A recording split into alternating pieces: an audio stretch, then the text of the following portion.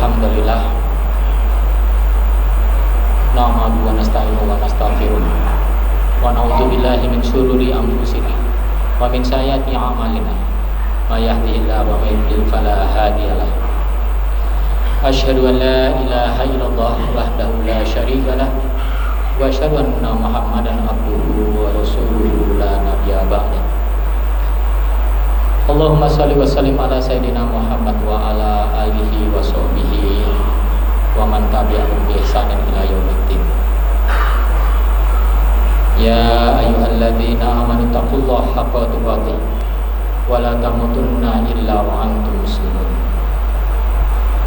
Qala ta'ala fil kitabil karim, a'udzu billahi minasyaitonir rajim. Bismillahirrahmanirrahim.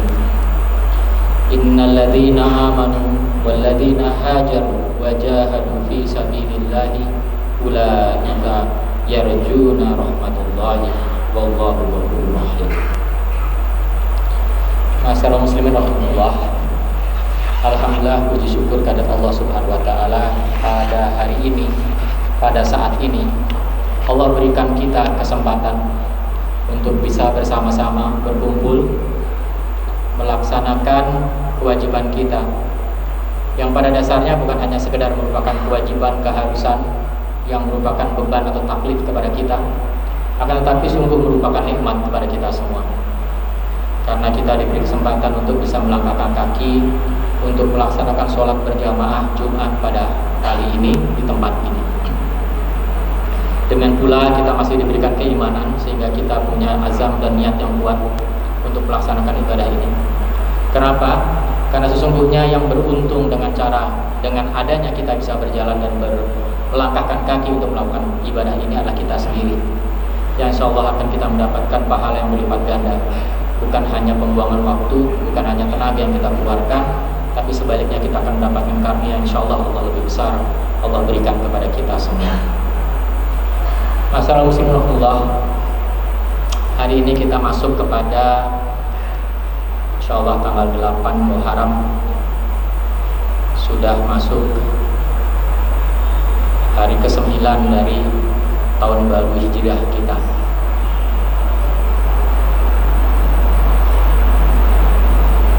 Bahkan sejak sebelum Islam, dalam arti ajaran yang Rasulullah ajarkan kepada kita, maka Muharram adalah salah satu bulan yang sudah diharamkan, disucikan, dilarang untuk dikotori. Haram itu adalah suci, dilarang untuk dikotori.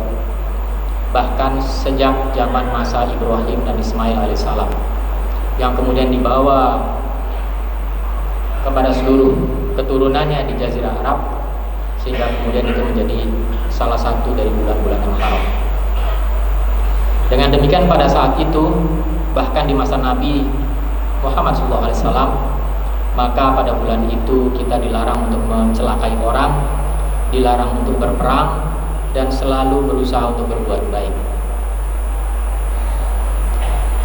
Karena itu masalah muslimullah, Rasulullah juga menekankan kepada kita semua, kepada umatnya, bahwa Muharram adalah salah satu di mana kita sangat dianjurkan untuk meningkatkan ibadah kita, terutama dalam berpuasa. Rasulullah menganjurkan umatnya berpuasa pada 4 bulan mulia. Dari riwayat Abu Dawud dan Ibnu Majah, Rasulullah mengatakan, memerintahkan berpuasalah pada bulan Sabar, yaitu bulan Ramadan, di mana kita harus menguji kesabaran kita, dan 3 hari setelahnya. Jadi paling tidak 3 hari pada bulan Syawal, lebih lengkap lagi sampai 6 hari. Dan berpuasalah pada bulan-bulan mulia, yaitu Rajab, Zulqa'dah, Zulhijjah, dan juga Muharram. Dengan demikian pada bulan Muharram ini sangat-sangat disarankan, disunahkan untuk kita memperbanyak puasa, baik itu pula puasa Senin Kamis, Ayyamul Bid, 13, 14, 15 bulan, pada tengah bulan atau termasuk Ramadan ini. Serta secara khusus ada 3 hari, yaitu puasa Asyura, puasa Asyura atau puasa tanggal 10 bulan Ramadan yang akan jatuh insyaallah pada hari Ahad besok, Dan kemudian Rasulullah juga menganjurkan untuk memulainya pada tanggal 9 atau yang dikenal sebagai puasa Tasu'a atau tanggal 9-nya berarti jatuh pada hari besok. Kalau tidak pun maka setelah Asyura maka kita menambahkan pada tanggal 11-nya lusa hari Senin. Masyarul Rasulullah, kalau kita lihat anjuran dari Rasulullah memerintahkan untuk berpuasalah, saumu. Pada dasarnya kaidah fikih menyatakan bahwa semua perintah adalah wajib. Ya, al aslu fil amr wajib. Itu kaidah fikihnya. Jadi kalau Rasulullah mengatakan puasa, itu pada dasarnya sebetulnya secara umum kalau tidak ada keterangan lain maka jadi wajib. Akan tetapi pada hadis yang lain Rasulullah mengatakan bahwa kalian boleh tidak berpuasa, aku akan berpuasa. Dengan demikian maka ini bisa menjadi dalil kita bahwa puasa Asyura itu adalah puasa yang tidak wajib. Akan tapi kalau kita lihat Rasulullah sangat-sangat menekankan, karena Rasulullah menyuruh kepada kita untuk mengerjakan. Dengan demikian maka kita bisa menambah kembali setelah kita melakukan latihan pada bulan Ramadan untuk memperbaiki diri kita sehingga kita menuju kepada takwa, memperbaiki kepedulian kita kepada orang-orang yang tidak bisa makan dan merasakan bagaimana orang yang kemudian berkesulitan untuk makan, sehingga hati kita bisa menjadi lebih halus dan menjadi lebih lebih perasa. Sebagaimana ketika seorang sahabat Al-Buhali bertanya kepada Rasulullah, ya Rasulullah, hatiku ini terasa semakin keras, bagaimana caranya aku menghaluskan hati ini? Maka Rasulullah, berpuasalah engkau dan kemudian memberilah makan kepada orang miskin serta usaplah kepala anak yatim. Itu adalah hal-hal yang Rasulullah ajarkan untuk kita kerjakan pada bulan Muharram. Maka karena itu kita lihat bahwa Rasulullah menjanjikan banyak hal, menyampaikan kepada kita keterangan dari Allah atas banyak hal, fadilah-fadilah daripada amaliyah bulan Muharram tersebut. Misalkan dalam satu hadis an Abi Hurairah radhiyallahu anhu qala Rasulullah sallallahu alaihi wasallam afdhalus siyam ba'da Ramadan sahrul Muharram wa afdhalus shalah ba'dal faridah sholatul lail. Yang paling afdol dari berpuasa setelah puasa Ramadan itulah puasa pada bulan Muharram. Puasa apapun pada bulan Muharram. Sementara yang paling afdol daripada sholat setelah sholat fardu, sholat wajib, itu adalah qiyamul lail atau sholat malam. Dari situ kita lihat bahwa ketika kita melaksanakan puasa Muharram, maka pada dasarnya yang kita gapai, yang kita hendak tuju, itu adalah fadilah atau keutamaan yang Allah berikan kepada kita. Kita mencoba mencari perhatian Allah, bahwa Allah memberikan fadilah kepada kita. Bahkan di antara sekian banyak hamba-hambanya umat-umat manusia yang lain. Jadi kita mengetuk perhatian Allah agar kita menjadi hamba-hambanya yang mendapatkan perhatian lebih, mendapatkan fadilah dari Allah. Itulah niat dan keutamaan pertama yang didapatkan dari berpuasa Muharram. Kemudian pada satu sisi hadis lain Rasulullah mengatakan dari Ibnu Abbas radhiyallahu anhu, qala Rasulullah sallallahu alaihi wasallam, man shoma yauman Arafah kana lahu kafaratun sanatain wa man shoma yauman min Muharram falahu bi kulli yaumin salasan yauman. Barang siapa yang berpuasa pada bulan Arafah, pada hari Arafah.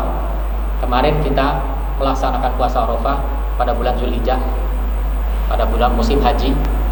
Maka itu sebagaimana kita menutup dosa kita pada 2 tahun sebelumnya. Dan barang siapa yang berpuasa pada Muharram, maka dia seakan-akan berpahala berpuasa 30 hari penuh dalam 1 bulan, di bulan yang lain tentunya. Maka kita lihat dari sini kita mendapatkan informasi bahwa kalau pada puasa Arafah itu menutup kesalahan kita, lubang yang kita buat dari kesalahan-kesalahan kita. Tidak ada di antara kita manusia ini yang tidak berbuat salah dan keliru. Dari hati kita, dari lisan kita, dari ucapan kita, dari tindakan kita. Ada saja yang mungkin baru tersilap, belakangan kita baru sadar bahwa itu adalah suatu kekeliruan, tapi kemudian itu ditutup dengan cara berpuasa pada hari Arafah. Sementara kita berpuasa pada Muharram, itu kita mendapat kenaikan tambahan pahala di atas amaliyah kita yang lain, seakan-akan kita berpuasa 30 hari penuh 1 bulan sebagaimana kita bulan Ramadan, tapi tentu tidak sebagaimana pahala bulan Ramadan. Masalah muslimullah, Rasulullah juga pernah menyatakan dari Abi Qatadah radhiyallahu an, mengatakan Rasulullah SAW mengatakan, ketika ditanya mengenai siyamu yauma asyara, bagaimana berpuasa khusus pada tanggal 10 Muharram, maka Rasulullah mengatakan yukafiru sanatu madiyah, seakan-akan dia menutup. Jadi kalau di hadis yang tadi menyatakan dia menambah pahala kita 30 sebagaimana 30 bulan berpuasa, maka di hadis ini Rasulullah mengatakan dia bisa menutup kesalahan kita, dosa kita, tentu bukan dosa musyrik, selama 1 tahun penuh. Kalau kita lihat di sini bahwa memang puasa Muharram dalam hal ini adalah puasa Asyura, itu memiliki fadilah yang mungkin hanya bisa dilampaui dengan puasa Arafah dan juga puasa Ramadan. Masalah muslimullah, kalau kita lihat pernyataan begini, maka kita lihat betapa puasa Asyura itu memiliki nilai yang sangat tinggi dan ditekankan oleh Rasulullah. Kenapa demikian? Karena puasa Asyura itu adalah suatu puasa yang sudah dibawa dari sejak Islam terdahulu, bahkan sebelum Rasulullah sendiri. Sebagaimana tadi bahwa ajaran beribadah selama bulan Muharram itu bahkan melampaui zamannya, melampaui sejak masa Ibrahim alaihissalam terlebih dahulu. Karena itu kalau kita lihat bahwa saum pada tanggal 10 Muharram itu sudah dilakukan oleh kaum-kaum sebelumnya, termasuk kaum Yahudi sekalipun. Yahudi itulah agama yang kemudian merupakan agama tauhid, sebagaimana diajarkan dan diturunkan dari sejak zaman sebelum Yahudi itu ada sendiri, yaitu pada zaman Ibrahim alaihissalam. Karena itu banyak ibadah-ibadah Yahudi yang kemudian sama dengan Islam, hanya kemudian ternyata Yahudi ini menyelewengkan. Kita lihat bahwa Yahudi tidak makan babi sebagaimana kita juga mengharamkan babi. Tapi pada saat yang sama, Yahudi yang kemudian bertauhid itu ternyata mereka masih pernah ada riwayat sejarahnya mempertuhankan Uzair, mempertuhankan juga Baqarah, sapi betina, patung sapi. Padahal mereka adalah orang yang diajarkan untuk beragama tauhid. Demikian pula bahwa kemudian mereka menyembah Tuhan yang satu, Tuhan yang berkeadilan dan juga Rahman, berkeadilan dan berkasih sayang. Tapi ternyata mereka melakukan pembunuhan kepada banyak orang, penghancuran, pengerusakan, pengusiran orang, dan pengambilan, perampokan hak tanah orang. Karena itulah, maka walaupun sama kita sama-sama merupakan agama tauhid, tapi sesungguhnya kita harus berhati-hati dan selalu mencermati aktivitas-aktivitas dan kegiatan-kegiatan yang dilaksanakan oleh Yahudi tersebut, bahwa apabila itu penyelewengan dari agama tauhid kita harus jauhi. Aktivitas Yahudi sekarang masuk kemana-mana, muamalah, bisnis, usaha kita, itu semua terpengaruh oleh aktivitas Yahudi. Perbankan, riba. Kita harus mengembangkan diri untuk berbeda daripada apa yang dilakukan oleh orang Yahudi, dan itu merupakan ajaran dari Rasulullah. Ibnu Abbas pernah mengatakan, Rasulullah pernah mengatakan, menurut Ibnu Abbas, sumu yauma asyura wa khaliful yahud sumu yauman qablahu aw yauman ba'dahu. Berpuasalah kalian 10 hari tanggal 10 Muharram yaitu tanggal Asyura tadi. Karena itu kalau di Jawa kita mengenal bulan Muharram itu sebagai bulan Syura ya, bulan Syura. Maksudnya adalah bulan yang tanggal 10-nya kita berpuasa.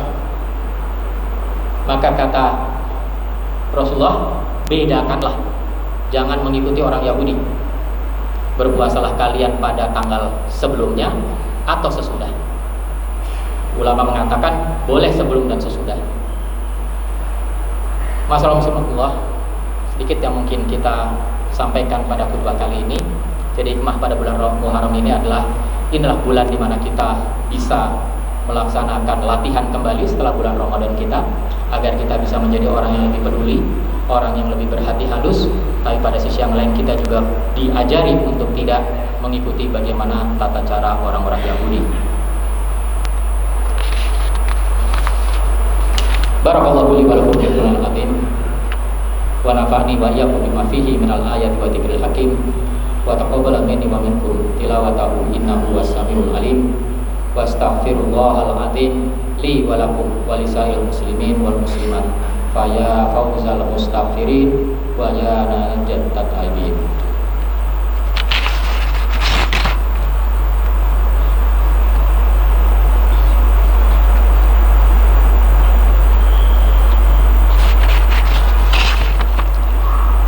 Alhamdulillah, an-amana bi ni'matil iman wal islam, wa salatu wassalamu ala sayyidina Muhammadin khairul anam wa ala alihi wa sahbihi kiram. Asyhadu an la ilaha illallah al-malikul quddus salam, wa asyhadu anna sayyidina wa habibana Muhammadan abduhu wa rasuluhu sahibus syafar wal ihtiram. Amma ba'du, fa ya ayuhan nas usikum wa nafsi bitaqullah faqad fazal muttaqun. Faqala ta'ala innallaha wa malaikatahu yusholluna 'alan nabi ya ayyuhalladzina amanu shollu 'alaihi wa sallimu taslima. Assalamualaikum warahmatullahi